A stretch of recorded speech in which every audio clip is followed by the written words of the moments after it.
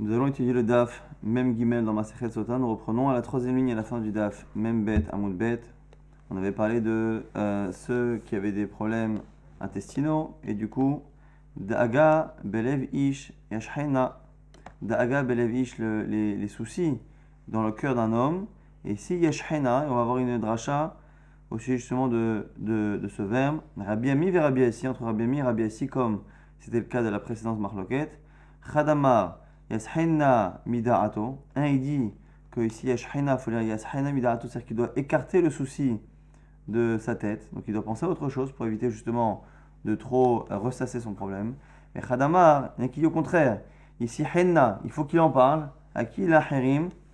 Aux autres. Soit pour qu'il prie pour lui, soit pour justement se vider des soucis qu'il a. Donc ici, on a une marque loquette, Rabbi Amir, Rabbi Assi, sur quoi faire lorsqu'une personne est soucieuse. On reprend la partie de la Mishnah qui avait dit qu'une fois qu'on est comparé avec les Pélishtim, avec les Bnei Ammon, qui eux venaient se glorifier de la force de leur héros, c'était soit Shovar ou soit Goliath, et vous par contre, Iatem Ken, vous, c'est pas pareil, c'est Akadosh Baruch Hu qui vient faire la guerre pour vous. La Gemara pose la question, elle dit, Kolkar Lama, pourquoi on dit ça que Hachem, Holech Immachem, Leilachem Lachem, Hachem, Akadosh Baruch Hu, il marche devant vous, Leilachem, la Gemara nous dit, Mipne Shechem, Vechol Kinuyav, Munachim Ba'aron, car le nom d'Hachem, Yudkivavke, et tous les autres noms, toutes les autres manières de l'appeler, sont finalement inclus dans le Aaron, même si ici la Gemara ne va pas détailler, ça a rapporté dans la Gemara Batra, que finalement tous les noms d'Hachem, sous toutes les formes, sont écrits dans le Aaron, et comme le Aaron, eh bien, il marchait devant nous au moment de la guerre, et bien du coup c'est la raison pour laquelle on peut dire que Kadosh Baruch Hu marche devant l'armée Israël au moment des batailles. Vechen Omer, comme c'est marqué, Veishlach Otam Moshe, Elef Lammate la Tsava, justement lorsqu'on est parti faire la guerre à Midian, avec Moshe Rabbeinu, Moshe Rabbeinu les a envoyés, mais Vaishlach Otam, Moshe les a envoyés, Elef Lammate, 1000 par tribu, la Tsava à l'armée, Otam, eux, et Pinchas ben Elazar, Kohen la Tsava, eux et aussi Pinchas, le fils de Elazar, et donc le petit-fils de Aaron à Kohen, Uchlea Kodesh, et avec les ustensiles de Kodesh, Vahatzosrot et les corps pour sonner, Ateroa Beyado dans les mains. Otam, c'est qui Otam? Et Lou Sanhedrin, c'est le Sanhedrin. Pinchas, c'est qui Pinchas? C'est le fameux Zé Meshoach Milchama, c'est le fameux Kohen qui était nommé justement pour s'adresser au peuple avant les batailles. Uchlea Kodesh, c'est quoi les ustensiles saints qu'on emmenait en guerre? Zé Aaron, c'est le fameux Aaron, donc la fameuse armoire. Veluchot Shebo, et les fameuses tables de la loi qui étaient dedans. Vahatzosrot Ateroa, et les trompettes pour sonner. Et Lou Shofarot, ce sont les shofarot, donc les cornes qui servaient à sonner. Donc on a ici une référence au fait justement, au fait que le Aaron allait avec nous en guerre. Tana, une braïta qui nous dit quoi? Lo lechinam alar Pinchas la milchama. C'est pas gratuit. La raison pour laquelle Pinchas est parti là-bas, en sachant qu'en plus on l'a nommé, c'est-à-dire qu'on nomme tous ceux qui sont partis 1000 par tribu et Pinchas, comme si finalement la présence de Pinchas était aussi importante que les autres, et il est nommé particulièrement pourquoi? Et là, l'ipara din aviimo, c'est pour faire payer ce qu'on a fait à son grand-père, donc au père de sa mère, Shinema, comme c'est marqué, Vamedanim, dans la paracha de la semaine dernière, Machiru, Oto, El Misraim, et les Midianim l'ont vendu en Égypte, même si c'est un peu compliqué là-bas dans la paracha de Vaïchev de comprendre exactement qui a acheté Yosef, qui l'a sorti du puits, qui l'a vendu, mais au final, tout ce que l'on sait, c'est que les Midianim ont fait partie. On fait partie de ceux qui, à un moment donné, ont eu affaire dans la vente de Yosef, et donc, comme finalement ils ont vendu Yosef, eh bien c'est son petit-fils, donc ici la Gemara nous apprend que Pinchas, le fils de Elazar, le fils d'Aaron, par sa mère, était le petit-fils de Yosef, donc c'est Avi Imo ici, le père de sa mère. La Gemara dit, les mura de Pinchas mi Yosef até, t'es en train de me dire que que Pinchas vient de Yosef, Vehaktif, pourtant c'est marqué, Ve Elazar, ben Aaron à Cohen, Elazar, donc le père de Pinchas, la kahlo mi benot Putiel l'oleisha, il a pris une fille de qui? De Putiel. C'est qui Putiel?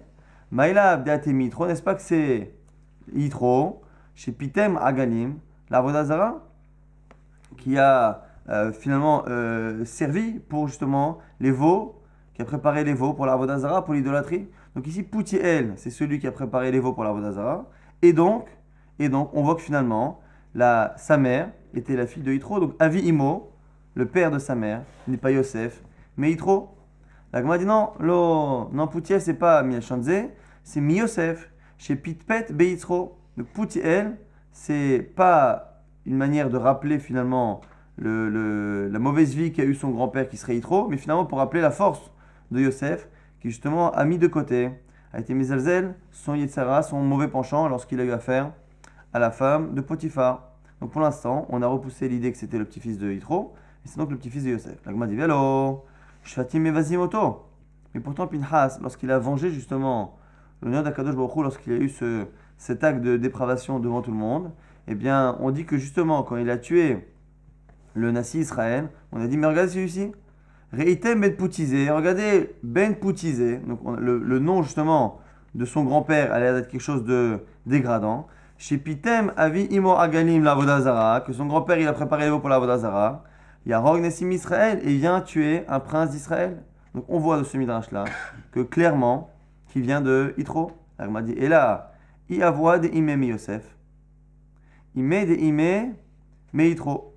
En fait, le père de sa mère est de Yosef, mais la mère de sa mère est de Yitro. Ou sinon, Ime de Ime mi Yosef, ou l'inverse, la mère de sa mère vient de Yosef, et avoua de Ime mi Yitro, et c'est le père de sa mère qui vient mi Yitro. Et la Gemara essaye de prouver cela. Dakanami dirtiv mi benot Poutiel. C'est marqué qu'il a pris une fille, il n'a pas pris Bat Poutiel et Larza, il a pris mi benot. Parmi les filles de Poutiel, comme si finalement il y avait deux drachot à faire par rapport à Poutiel, une dracha par rapport à une naissance par rapport à Yitro, donc chez Pitem Argem Avodazara, et une autre par rapport à Yosef, chez Pitpet et Tisro, très machma. Ici on a l'impression que finalement il y a deux ascendances par rapport à Poutiel, alors finalement il a pris qu'une seule fille de Poutiel, Shmarmina, de là tu apprends que finalement Pinchas, Ben Azar, Ben Aaron Cohen venaient à la fois de Yosef et venaient à la fois de Yitro. Nouvelle Mishnah qui parle encore une fois toujours de Meshouach Milchama, de comment préparer la guerre. C'est marqué dans des varines, il dit Beroua Shoterim et la âme les morts. Et les Shotrim, donc l'équivalent on va dire des policiers, ceux qui en tout cas qui faisaient appliquer la loi, disaient au peuple Miaish Asher Bana Bait Chadash Velo Hanacho, qui est l'homme qui a construit une maison et qui n'a pas eu le temps de l'inaugurer, d'en profiter, Yeler Veyashov Leveto, qui reviennent chez lui à la maison, Penyamud Milchama Veishacher Yachnechenu, de peur qu'il meure en guerre et que ce soit cruel finalement que ce soit un autre homme qui profite de cette maison qu'il vient de construire. Après, la Mishnah maintenant nous donne les détails. Echad abone beta teven, beta bakar, beta etzim, beta otsarot. La Mishnah nous dit ne crois pas que c'est qu'une maison de résidence, finalement qui construisent un bâtiment pour mettre la paille teven, beta bakar pour mettre le troupeau, etzim pour mettre les bois, beta otsarot ou pour mettre du vin ou n'importe quelle autre cave. Dès qu'il construit quelque chose, même si ce n'est pas une habitation, eh bien ça rentre dans le din de Bait Hadash. Et donc la personne doit quitter le champ de bataille pour revenir en profiter. Echad abonné, Echad alokeach, nous dit ici la Mishnah, et non seulement ça, mais celui qui construit, Echad alokeach, celui qui achète, et donc finalement s'il achète, ça veut dire qu'elle n'est pas neuve, parce qu'elle est déjà construite. Echad ayoresh, même celui qui hérite. Echad shenitan lo matayim, qu'on lui donne. Donc finalement, qu'il ait fait un effort ou pas pour la recevoir, que ça lui tombe par héritage ou par don, que la chose soit neuve réellement ou pas, quoi qu'il arrive cette personne-là, et que ce soit une habitation ou pas, la personne est dispensée de la guerre. Maintenant, on va passer à un autre type de ptour, miaish, ashenata, kerem velo hililo, qui est l'homme qui finalement a planté une vigne, et pareil, n'a pas eu le temps réellement d'en profiter. Et là aussi, la Torah nous dit, il a veyashov le beto, penyamon min hama veishacher yahalele, nous de peur qu'il meure en guerre, que ce soit quelqu'un d'autre qui en profite.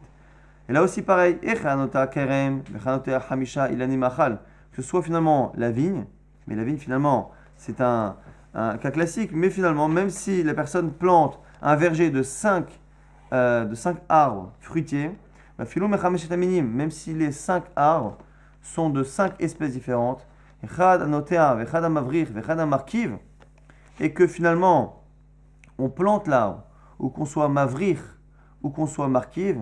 Donc ici, mavrir et markiv, mavrir c'est le fait de prendre un arbre, la branche d'un arbre, de la passer en terre et de la faire ressortir à un autre endroit, ce qu'on va le marcoter.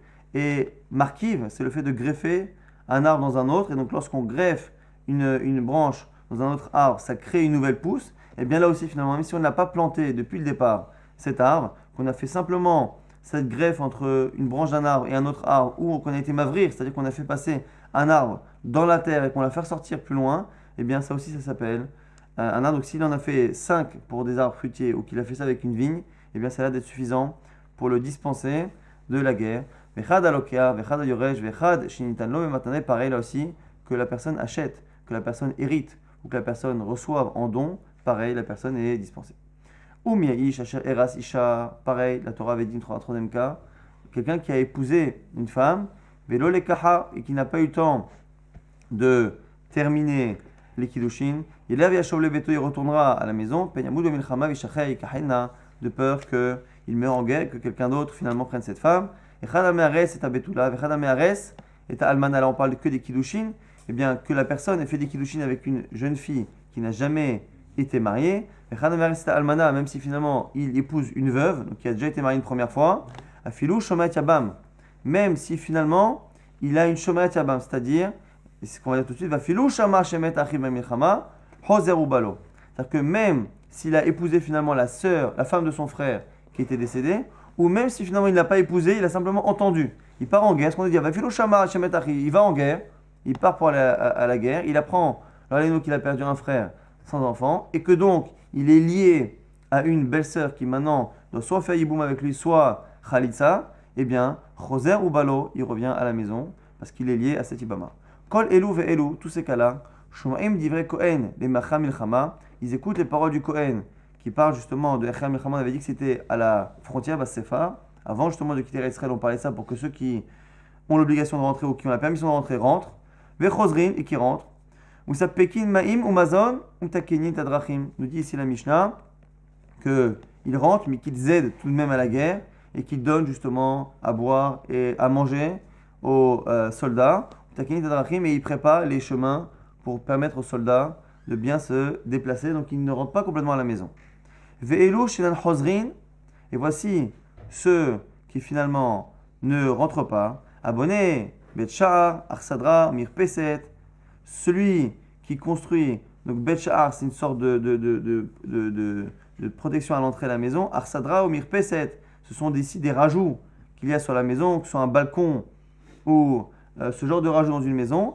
À noter arba ilane ma'achal vachamisha ilane serak, celui qui plante 4 arbres fruitiers, ce qu'on a dit, c'était 5, ou finalement même 5 ou plus, mais des arbres qui ne sont pas fruitiers, amachaziat grushato, et celui qui épouse une femme, mais qui est déjà son ex-femme, il réépouse son ex-femme. Là ici, il n'y a rien de réellement nouveau, et donc du coup, ça ne s'appelle pas ici Isha Hadasha, Bait Hadash, et donc du coup, il n'est pas dispensé. Almana le Kohen Gadol, ici là maintenant on parle de cas de personnes qui ont épousé une femme interdite. Vous allez me dire si elle est interdite, normalement c'est pas sa femme, c'est pas vrai, puisque il n'y a que les femmes qui sont interdites par un issur karet, un retranchement, sur lesquelles les kiddushin, le mariage ne fait pas effet. Sinon il y a des femmes que la Torah n'a fait qu'interdire entre guillemets avec une négation. À ce moment-là, lorsque c'est un lave, les kiddushin sont aussi, les kiddushin marchent, donc c'est bien sa femme. Ça s'appelle bien Misha Rasisha, et donc du coup, Almana le Kohen Gadol, un Kohen Gadol qui a épousé une veuve, qui lui est interdite. Grusha Bachalutza le Kohen Idiot, une femme divorcée, ou qui a fait Khalitsa parce qu'elle devait faire Yiboum, eh bien, elle est interdite à un Kohen normal, eh bien, le Kohen Idiot, Mamzeret Untina le Israël, ou un Israël qui a épousé une Mamzeret, une fille qui vient d'une relation de Karet, et qui, donc Mamzeret, qui est interdite au Israël, ou Netina, c'est ce fameux peuple qui a rusé avec Yoshua Binoun, et sur lequel Yoshua Binoun et David Ameler ont été gozer, qui ont à peu près le même statut que Mamzerim, c'est-à-dire qu'ils ont un psoul, on ne peut pas les épouser à jamais. Bat Israël et Mamzer Velanatin, ou l'inverse, lorsque c'est la fille qui est Israël et l'homme qui doit partir en guerre qui est Mamzer ou Natin, quoi qu'il arrive, puisque ce mariage-là n'aurait pas dû avoir lieu, on ne va pas faire rentrer la personne du champ de bataille. Pour cela, Loya Hoser, il ne rentre pas à cause de ce mariage. Rabbi Yehuda, même maintenant Rabbi Yehuda nous dit, Afabone Ba'it al Mechono, Lohaya Hoser. Lui, il pense ici, Rabbi Yehuda, que même celui qui reconstruit une maison là où il était, donc il avait une maison, il a voulu la reconstruire avec des normes écologiques ou je ne sais quoi, il reconstruit la maison avec la même taille. Choser, Bonne Bait al Mechono, eh bien, et ne Choser, il ne rentre pas. Pour cela, Rabbi Eliezer Omer, Afabone Beit Levenim, Besharon lo ya choser. Ici, Rabbi Eliezer nous dit que même lorsqu'il rajoute des parties, ici, choser, ben eveni besharon, attendez un instant.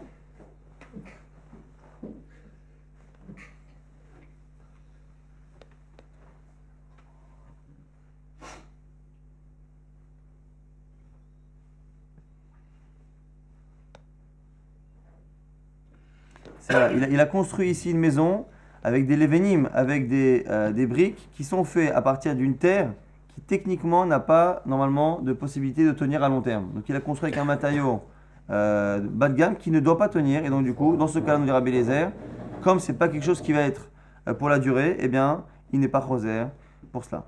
Elou she'en zazim imikoman. Maintenant, tout à l'heure, on a parlé de gens qui quittaient le champ de bataille, mais qui restaient tout de même à côté des soldats, on a dit pour les aider au niveau de la nourriture, au niveau des chemins. Et là, maintenant, on parle de certains qui ne bougent pas de chez eux. Et louch, ils ne bougent pas de chez eux. Bana, ba'it, vachanacho, nata, kerem, vechilelo, anoset, arusato, akones, et yebimto. Donc là, c'est celui qui a justement construit une maison et qui a commencé à habiter, mais qui n'a pas habité une année entière. Celui qui a commencé à utiliser sa vigne, mais pareil, qui n'a pas terminé une année, celui qui a épousé une femme et qui n'est pas resté encore une fois, qui n'a pas fait une année avec elle, et par elle, à connaître cet ibimto, celui qui a finalement épousé la femme de son frère et qui n'a pas eu le temps de passer une année. Donc on voit finalement que lorsque la personne a construit une maison, planté une vigne ou épousé une femme, mais qui n'a même pas eu l'occasion de commencer à en profiter, entre guillemets, puisqu'on parle de trois choses bien différentes, eh bien dans ces cas-là, il n'est pas obligé de rentrer, il reste encore une fois à côté du champ de bataille. Lorsque par contre il a commencé à rentrer dans la maison, il a commencé à utiliser la vigne, il a commencé sa shana rishona du mariage, que ce soit avec une ibama ou avec sa nouvelle femme, dans ces cas-là, il ne sort pas du tout, il est encore plus pato, il reste à la maison. Shneimar, naki yele beto, shana echad, comme c'est marqué dans la Torah, il sera naki, il sera propre, c'est-à-dire il sera dispensé de tout pour sa maison, shana echad une année, leveto, zebeto, donc c'est sa maison. Iye zekarmo, iye c'est pour rajouter la vigne. Vesimach et ishto, et il réjouira sa femme. Zo ishto, donc c'est pour dire que sa femme. Achin lakar qu'il a pris. Les avi et tibimto pour rajouter tibimto. Ici on est vraiment dans de la dracha pour dire que ce pasouk-là finalement, chaque mot vient nous apprendre quelque chose. Iye leveto, shanehad, vesimach et ishto, achin lakar. Pour nous apprendre que finalement tous les cas qu'on a cités, lorsqu'il a commencé réellement la première année, eh bien il doit aller jusqu'au bout et il ne sortira même pas de chez lui pour aider les soldats. Cela, donc, la Mishnah nous le dit clairement, En maspikim ma'im ou mazon, ben metakinit adrachim, ils ne viennent pas apporter de l'eau et des aliments, ni s'occuper des chemins. Tanoura Banan, une braïta maintenant qui va essayer d'expliquer exactement que disent les chotrim, donc l'équivalent, on va dire, des policiers, et que dit le Kohen Meshoach Milchama, pour essayer de bien comprendre le processus. Tanoura Banan, Vedibura Shotrim el Ha'am les morts, Mia'ish, on a dit que dans la Torah, c'est marqué que les chotrim disent quoi? Qui est celui qui a construit une maison, qui a planté une vigne, qui a épousé une femme? Echol devarim shel atzman. Est-ce que ils ne disent que cela? Kishomer v'yasfu ashoterim. Arrête devarim shel atzman amour. C'est marqué ici v'yasfu ashoterim. Arrête devarim shel atzman amour. Donc on voit qu'ils disent leurs propres paroles.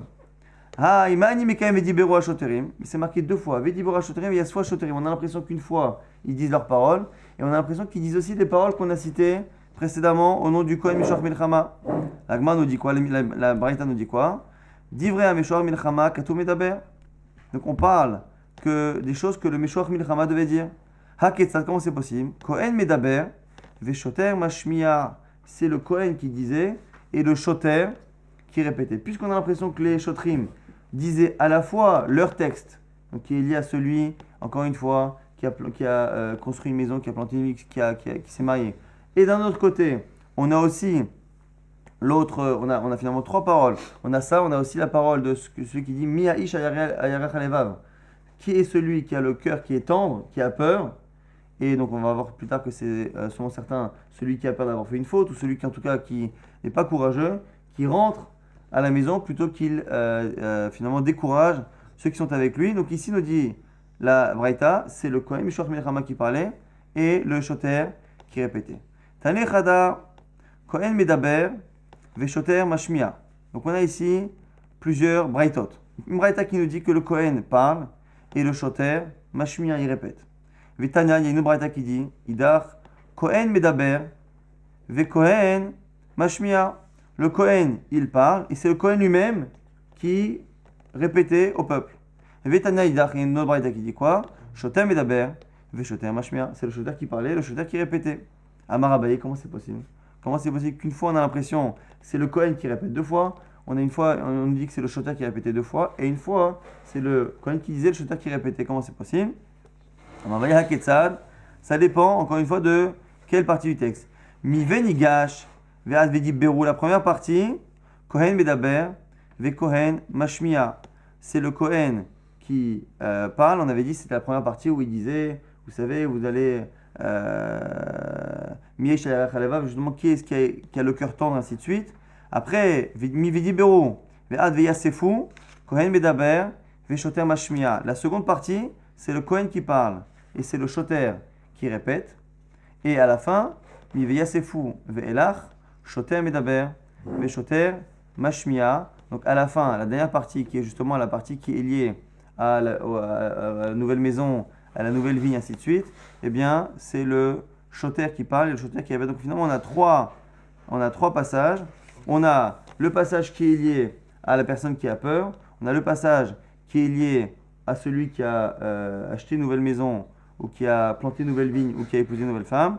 Et on a le passage qui est lié à ce qu'on a dit dans la Mishnah, que n'oubliez pas que vous n'allez pas contre vos frères. C'est pas Shimon contre Binyamin ou Yehuda. C'est bien contre vos ennemis. Et faites attention parce que ils ne vous feront pas de cadeau si vous perdez la bataille. Et donc ces trois parties-là finalement, une est dite par le Kohen entièrement et donc répétée par le Kohen, une qui est dite par le shoter et répétée par le shoter, et entre les deux, une qui est dite par le Kohen et répétée par le shoter. C'est marqué justement par rapport à ce fameux passage qu'on est en train d'étudier actuellement par rapport aux nouvelles maisons et aux nouvelles vignes. Miaïsh Asher Bana Beit Chadash Vechule Tanura Banan. La Braïta nous explique. Asher Bana, donc Miaïsh, qui est l'homme, Asher Bana, qui a construit. Eni Ela Asher Bana.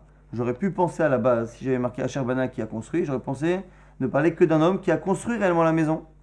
La Kar Ve'arash Venit Alob et Matana, ce qui est marqué dans la Mishnah, que celui finalement qui a acquis une maison, que ce soit par héritage ou par don ou par achat, d'où je sais que ça marche, Minaïn, Talmud ce que la Torah elle a dit, Mihaïsh, qui est l'homme. En disant qui est l'homme, ça vient rajouter d'autres personnes. Asher Bana, celui qui a construit, Mihaïsh, et finalement n'importe quel homme qui a acquis. Baït, Eni la Baït. Si j'avais dit le mot baït, j'aurais pensé que c'est simplement, forcément une maison. Mais dès que je construis autre chose pour le troupeau, on a dit pour la paille ou pour les bois, non. Baït, minaïn rabot, beta teven, ou beta baka, ou beta etzim, ou beta otsarot. D'où je sais, selon encore une fois le Tana de la Mishnah, rajouter l'endroit si je construis un abri pour la paille, pour le bétail, pour les bois ou un grenier ou une cave pour du vin ou pour autre chose. Tamouloma, Asher Bana, qui a construit. Donc du coup, Miaïsh, ça vient apprendre n'importe quelle acquisition. Asher Bana, pour m'apprendre n'importe quelle construction. Mikol Makom, Yachol Shani Barbe Afabone Bet Sha'ar Sadra Omir Peset. J'aurais pu penser finalement que n'importe quel rajout que je fais sur ma cour ou sur ma maison serait inclus. On a vu dans la Mishnah que c'est faux. Tamouloma, Baït, c'est pour ça qu'on a dit Baït. Ma Baït Araou il dira, Af Kol Araou il dira. Il faut tout de même que ce soit quelque chose qui soit finalement possiblement habitable. Et donc du coup, on a finalement ici cette expression Miaïsh qui vient nous apprendre que quel que soit le mode d'acquisition, Asher Bana pour nous dire finalement que même si c'est pas forcément une maison au sens classique du terme, donc beaucoup de types de construction, mais attention, il faut que ce soit habitable, du lachon justement Baït. Ça c'est le premier avis. Rabbi Eliezer ben Yaakov Omer, Baït Kemashma. Oh, l'avis de Rabbi Eliezer ben Yaakov qu'il faut retenir, qu'on retrouvera à plusieurs reprises, qui pense que lui non, le mot Baït qui est marqué dans le Passouk a complètement restreint les possibilités. Baït, c'est une maison au sens propre du terme. Dès qu'on n'est plus dans une maison classique, eh bien, on n'est pas dispensé. Lo hanach, lo hanacho. On n'a pas dit lo hanach. Miaïsh asher bana baït chadash. On n'a pas dit velo hanach. Et qu'il n'a pas inauguré. Marqué velo hanacho. Alors le vav ici est en trop. Le hanach, velo hanacho. Prat le gazlan. C'est pour exclure le voleur. On aurait pu penser que le voleur est inclus. Parce qu'on verra tout de suite, on va comprendre pourquoi. On aurait pu penser que le voleur est dispensé. Le type il dit voilà, j'ai volé une maison. Je suis encore dans la première. J'ai pas eu le temps d'en profiter. je l'ai volé à la sueur de mon front, j'en ai pas profité, est-ce que je peux retourner de la guerre? Kamashma que non. La Gemara a dit, Lema de l'eau qui est Rabbi Yossi à Galilée. Ça a l'air de ne pas être comme Rabbi Yossi à Galilée. Pourquoi? Des Rabbi Yossi à Galilée, Ha'amar, Veracha Levav, Ze Amitiar. Et Maverosh Shebeado, comme on a dit tout à l'heure, on a dit que Racha et Levav, lorsqu'on a dit que celui qui a le cœur tendre, qui a peur, il doit rentrer. Là, on a tourné la page. C'est celui qui a peur de quoi? Non pas peur de la guerre, mais il a peur, mais Averosh Shebeado, il a peur des Averot qu'il a dans sa main, c'est-à-dire qu'il a des Averot.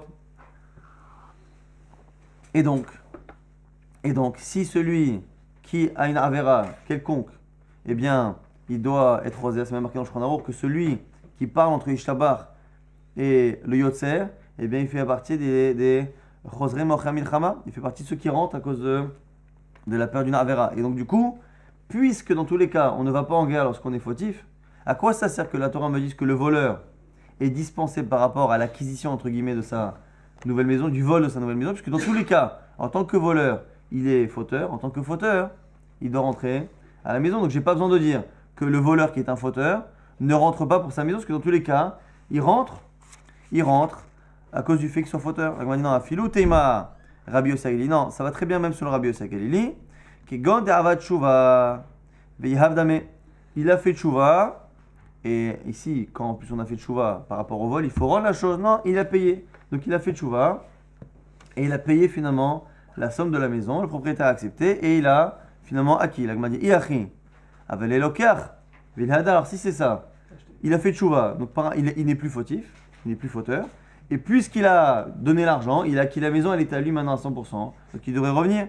La Gemara dit Kevan de Bekara Betoa Gzela Taliyade lo, je sens ça le chidouche que nous dit ici la Gemara, c'est pour ça qu'on dit Velo Chanacho et pas Velo Chanach, c'est pour dire que quelqu'un qui a volé une maison, il a volé une maison, donc il est à la fois fautif, donc c'est un fauteur, et en même temps, eh bien, elle n'est pas à lui, il fait tchouva et il paye la maison, et donc du coup, il règle les deux problèmes, c'est-à-dire qu'il devient tzaddik, et en même temps, il devient propriétaire, eh bien, il n'empêche que cette nouvelle propriété qu'il a n'est pas considérée comme un nouvel achat. On n'a pas été quelqu'un qui construit, quelqu'un qui achète, quelqu'un qui hérite, quelqu'un qui reçoit en cadeau. Le vol qui a été, rattrapé, réparé par une compensation et qui finalement sert d'acquisition ne fait pas partie des acquisitions que la Torah cite parmi les choses qui peuvent dispenser un soldat de la guerre, donc il ne rentre pas de la guerre à cause de cette entre guillemets acquisition puisqu'elle a été faite au départ de manière frauduleuse.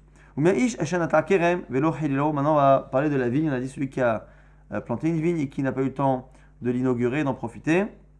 Et encore une fois, c'est comme pour la maison. S'il n'a pas eu le temps du tout d'en profiter, de l'inaugurer, eh bien, il reste à côté des soldats pour les aider. Si par contre il a commencé à les inaugurer et qu'il est encore dans la première année, eh bien, il restera complètement à la maison. Il ne s'approchera pas du champ de bataille. Tanoura Banan, une braïta, Ashanata. On va faire exactement le même type de drachat qu'on a fait avec la maison. Ashanata, quelqu'un qui plante. Eni Lanata, j'aurais pensé au départ n'inclure que celui qui plante réellement l'arbre. La Karveyarash Venitan Lovematana, celui qui finalement a acquis un arbre, qu'il a hérité ou qu'il a reçu en cadeau. Minaïndou, je sais qu'il est inclus. Tamuloma, la Torah l'a dit. Ou Miaïsh, qui est l'homme. Encore une fois, la même expression. Ou Miaïsh, comme pour la maison, vient finalement nous élargir le spectre de ceux qui sont dispensés à même ceux qui finalement ont acquis d'une autre manière que par un achat classique ou par le fait de le planter. Kerem, la vigne, j'aurais pensé que la vigne. Eni la kerem, minaï les rabot, ramisha il anema achal, filou misha minin. D'où finalement je peux apprendre que finalement 5 autres arbres et de n'importe quelle espèce même différente, et bien ça marche. Tamboulomar, Ashanata, le Ashanata qui a planté vient m'apprendre cela. Donc finalement, si j'avais dit au Miaïsh, j'aurais appris déjà que quelle que soit la forme d'acquisition.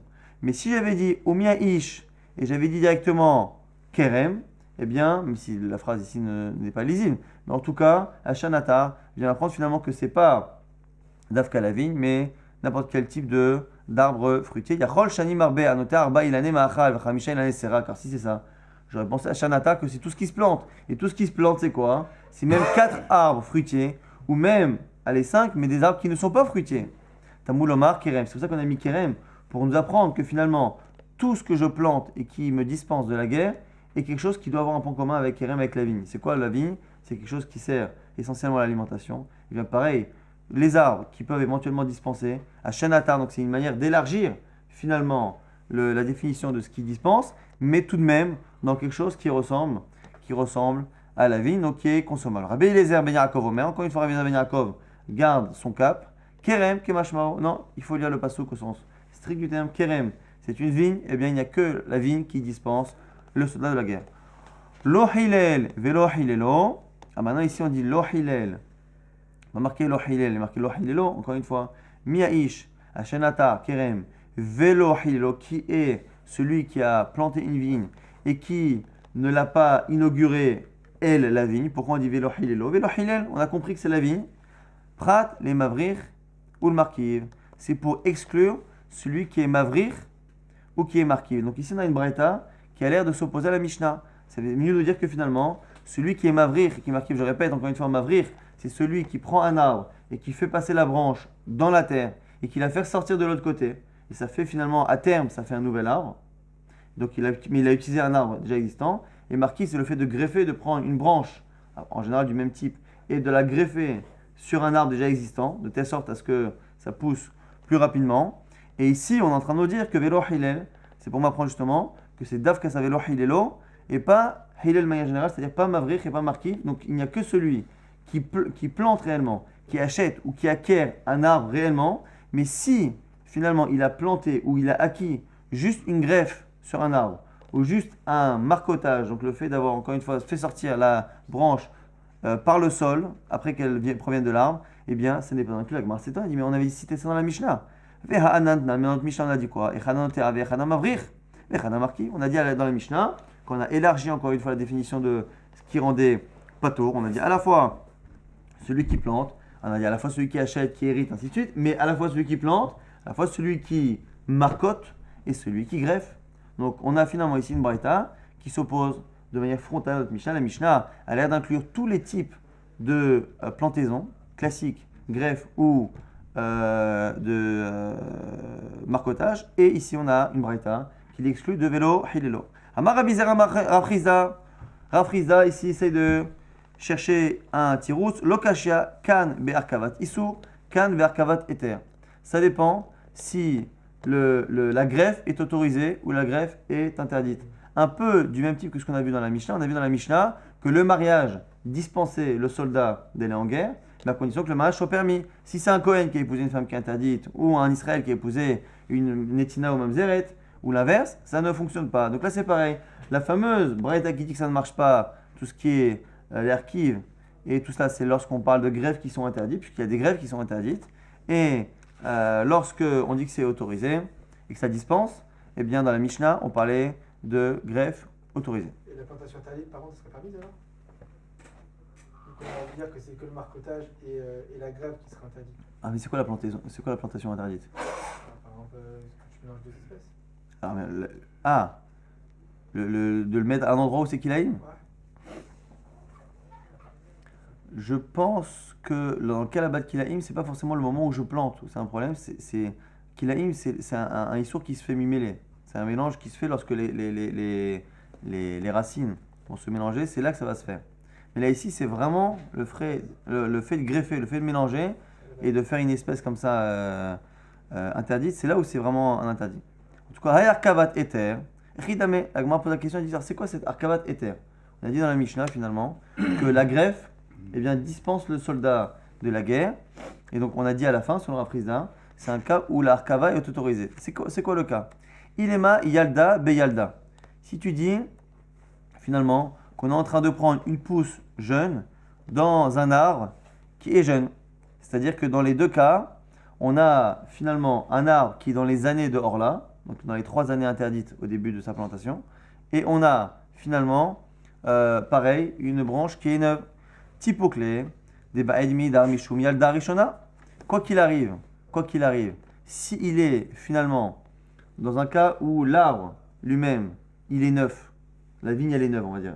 Si la vigne elle est récente, eh bien il est encore dans les années où c'est l'arbre lui-même qui le dispense. Et donc, à quoi ça sert de me dire, comme nous dit la Mishnah, que la greffe peut me permettre de partir en guerre, si à chaque fois tu me parles d'une greffe qui est faite sur un arbre, qui quoi qu'il arrive cet arbre fait partie des arbres qui me dispensent de la guerre, c'est l'arbre lui-même qui me dispense, et non pas la greffe que je rajoute. Et là, Yalda Beskena. Ici on parle de la branche et de l'arbre, et de la pousse de base. Donc on plante on est obligé de dire qu'on greffe finalement une branche qui est récente, qui est jeune, dans un arbre qui est vieux. C'est quoi vieux? C'est qu'il a dépassé les années. Parce que justement, pour en profiter, il faut dépasser les années d'or là. Et on en a profité, on a dépassé les années d'or là. On a profité d'une première récolte. Et à ce moment-là, ces arbres donc, ne dispensent plus le soldat de la guerre. Et on aurait une nouvelle pousse. La Gemara dit, Amar Rabbi Abaou Rabbi Abo, pourtant il a dit Yalda, chez Sifra Beskena, Bat la Yalda Beskena. Pourtant, nous on a un principe que lorsque on plante, on greffe une branche qui est jeune dans un arbre qui lui-même est ancien, eh bien c'est l'arbre ancien qui prend le dessus et qui annule le statut de la branche neuve. Et donc finalement on estime que même la branche neuve elle est vieille. Et donc du coup on devrait appliquer la même chose ici et dire que finalement il n'est pas dispensé. Il n'y a pas de din orla. Donc celui qui a un arbre qui a dépassé les 3 ans, il prend une branche qui est neuve, qui est récente, il la met sur cet arbre et on se dit tiens les fruits qui poussent de cette branche, est-ce qu'ils ont l'âge de l'arbre, qui va dire, on va dire 10 ans, ou est-ce qu'ils ont l'âge de la branche, 1 an, et donc du coup ils sont chayav d'orla. Nous dit si Rabbi Abo, pas du tout, la branche qui est récente, elle est annulée. Donc là c'est la même chose. Si on parle d'un cas où l'arbre il est assez vieux, donc l'arbre ne dispense plus le soldat d'aller en guerre parce que l'arbre a 10 ans. Quand on met une nouvelle branche, de la même manière qu'au niveau de l'arbre là, eh bien cette nouvelle branche n'est plus nouvelle, elle est considérée comme étant vieille comme tout l'arbre. Pareil pour le cas de Ochea Milchama, on devrait dire que l'arbre finalement est vieux et que le fait d'avoir greffé une branche, il ne change rien. Donc du coup on reste avec notre question, on ne sait pas quoi faire. Si on parle d'un cas où l'arbre lui-même est récent, eh bien c'est l'arbre qui dispense le soldat et non pas forcément la greffe, on n'a pas besoin de la greffe. Si c'est un cas où l'arbre est ancien, et bien du coup c'est lui qui prend le dessus. Et donc on a du mal à comprendre quel est le cas où la Mishnah, même si on parle d'Arkavat éther, on a compris le cas où la Braïta disait que ça ne marchait pas, parce que c'était une greffe qui était interdite. Ça on n'en parle pas. Mais la fameuse greffe autorisée, où c'est la greffe qui dispense le soldat, on a du mal à comprendre. Si elle est neuve, si les deux sont neuves, même l'arbre, c'est l'arbre qui dispense. Si l'arbre est vieux, c'est lui qui prend le dessus. La Gemara nous dit quoi? Amar Rabbi Yirmiyah nous répond L'Olam Yalda Beyalda revient à la première proposition et on parle d'un cas où à la fois la branche est récente et à la fois l'arbre aussi est jeune. Ok, Gon Denata les Arkamaita, les Seyag ou le Korot. C'est un cas où l'arbre de base n'a pas été planté pour les fruits. On a dit que c'est les arbres fruitiers qui dispensent, mais il faut que ce soit un arbre fruitier qui soit planté pour ses fruits et donc qui soit chayav de orla et ainsi de suite. Mais là, s'il a planté des pommiers et qu'il les a plantés juste pour faire une séparation, il a voulu faire une barrière, un barrage, et bien à ce moment-là, ça n'est pas chayav de orla et donc ça ne dispense pas la personne. Et donc du coup, on aurait notre cas. Donc l'arbre est jeune, mais l'arbre qui est jeune, c'est pas lui qui dispense le soldat puisqu'on ne l'a pas planté pour ses fruits. Lorsque maintenant je prends une branche et que cette branche récente, je la mets dessus, mais que cette branche-là, je veux sortir des fruits, et bien cette branche sur laquelle je veux sortir des fruits, à ce moment-là, ça chayav de orla, et donc elle va dispenser, selon la Mishnah, va dispenser le soldat. Dit-on quand c'est marqué dans une Mishnah, anotea les sayag ou le korot, pas tourmina orla. Donc on voit ici une Mishnah qui nous dit clairement que celui qui plante des arbres, même fruitiers, pour faire une barrière ou quoi que ce soit, mais qui donc ne veut pas utiliser les fruits, il est dispensé de orla. Et on voit ici, on verra dans cette souga, que le statut de orla, donc l'interdit des fruits pendant les 3 premières années, est finalement un interdit qui est très très lié à ce tour du soldat à la guerre. C'est les mêmes guinis. Quand on a un, on a l'autre. Quand on n'a pas l'un, on n'a pas l'autre. Ou maïshna yalda beskena de batla, ou maïshna yalda beyalda de lo batla. Donc maintenant on a résolu, selon Rabbi Yirmiyah, on parle d'un cas où l'arbre est jeune et la branche est jeune. Et si tu te demandes à quoi ça sert de me dire que c'est la branche qui dispense, c'est parce que l'arbre était jeune mais ne dispensait pas le soldat, parce que l'intention n'était pas d'utiliser les fruits. Maintenant, la Gemara pose une autre question, théorique.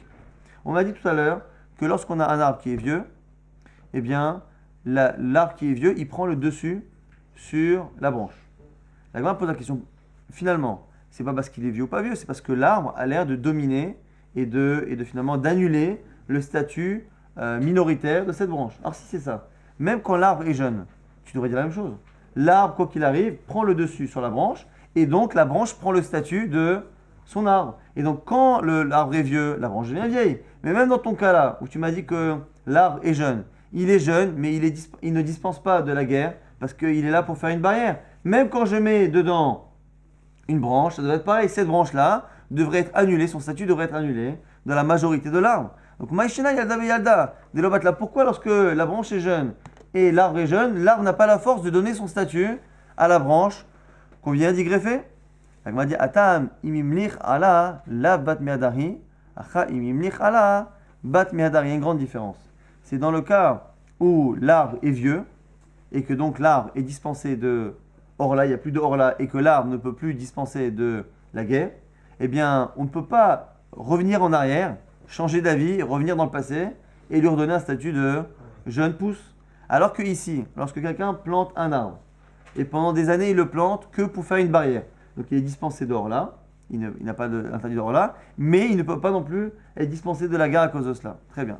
Si au bout de 10 ans, il dit tiens, maintenant j'ai envie d'utiliser les fruits de cette arbre, ils ont l'air pas mal, il se met à vouloir utiliser les fruits, à ce moment-là, il peut changer et il va avoir tous les interdits et tous les halachot qui suivent. Donc du coup, ce qu'on est en train de dire la Mishnah, c'est dans un cas où l'arbre est jeune et la branche est jeune, l'arbre jeune n'a pas la capacité à dominer la branche. Pourquoi? Parce que même lui, le fait qu'il n'y ait pas de orla et le fait qu'il n'y ait pas de ce din la d'orcha milchama n'est pas un din qui est définitif parce qu'à n'importe quel moment, il peut devenir un arbre classique qui lui-même. Donc du coup, il n'a pas la force d'annuler le statut de la branche parce que lui-même, il peut prendre le même statut un jour que la branche. Par contre, dans le cas où l'arbre a un statut qui est lié au temps et que personne, encore une fois, peut changer ce statut-là, donc c'est un arbre qui est vieux, il n'y aura plus jamais d'orla, il n'y aura plus jamais de chosrei mocham milchama à cause de cela. Dans ce cas-là, le statut de l'arbre est, on va dire, solidement implanté, sans faire jeu de mots, et du coup, il peut transmettre son statut à cette branche qui est minoritaire. C'est la différence. Atam imimlich ala lavat miadari. Dans le cas là-bas de l'arbre qui est vieux, même si on change d'avis, mimlir, si on change d'avis, lavat miadar, on ne peut pas revenir à son statut antérieur. Acha, chez nous, dans le cas de l'arbre qui est jeune, même si l'arbre qui est jeune, il a un statut qui est finalement réversible. Et donc, ce statut étant changeable, réversible, il n'a pas la capacité à finalement donner son statut à la branche qu'on vient d'y greffer. Deha miakara lifrei kaima. Très bien. La Gemara nous dit midé deave et alou melehen. Maintenant, on revient à ce din-là qu'on a dit que finalement, lorsque quelqu'un plante un arbre au départ pour faire une barrière, eh bien, il peut changer d'avis et faire en sorte que ce soit finalement un arbre fruitier. Et à ce moment-là, les halachot de l'arbre fruitier viendront. D'où on le sait ça. Dites-là d'une Mishnah, alou melehen hayavin beorla. On a vu que lorsque l'on a parfois des choses qui ont poussé d'elles-mêmes, quelqu'un qui n'a pas planté de manière volontaire, il a quelque chose qui a poussé de lui-même, et bien finalement c'est hayab be'orla. Qu'est-ce qu'on apprend de là?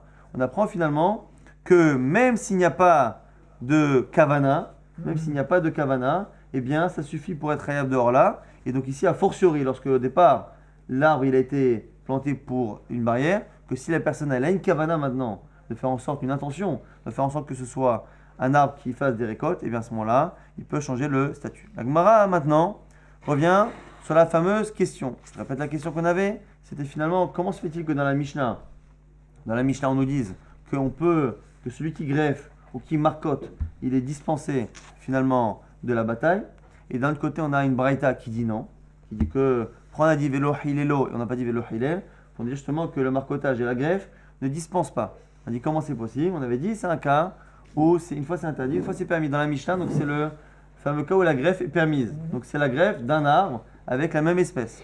Et du coup, on avait dit mais comment c'est possible?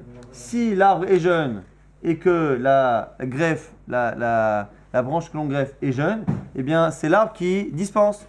Et donc du coup la Gemara avait dit, au nom de Rabbi Yirmiyah, c'est parce que c'est un arbre justement, on a dit, un arbre qui au départ n'a pas été planté pour faire les fruits. Comme il n'a pas été planté pour faire les fruits, eh bien, il ne dispense pas lui-même le soldat de la guerre, c'est seulement la branche qui vient d'y greffer. La Gemara propose autre chose.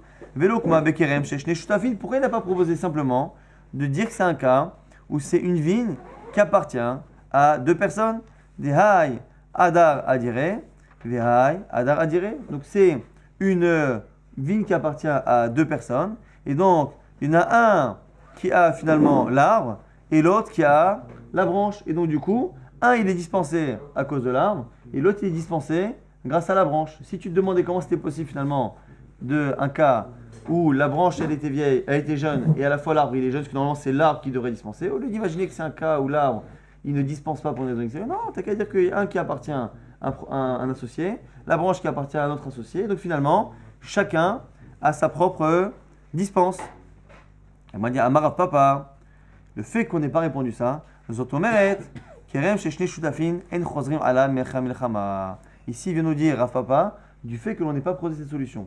Et dire finalement que la raison pour laquelle le Mishnah nous parle d'un type qui est dispensé que grâce à sa branche, le fait qu'on n'ait pas imaginé que ce soit un cas où l'arbre appartient à quelqu'un, c'est pour ça qu'on ne parle pas de l'arbre, et que lui n'a que cette branche-là, eh bien, ça veut dire qu'on ne pense pas que c'est possible, et donc on pense finalement que lorsqu'il y a deux associés sur un même arbre ou sur une vigne, eh bien, ils ne sont pas dispensés de la guerre.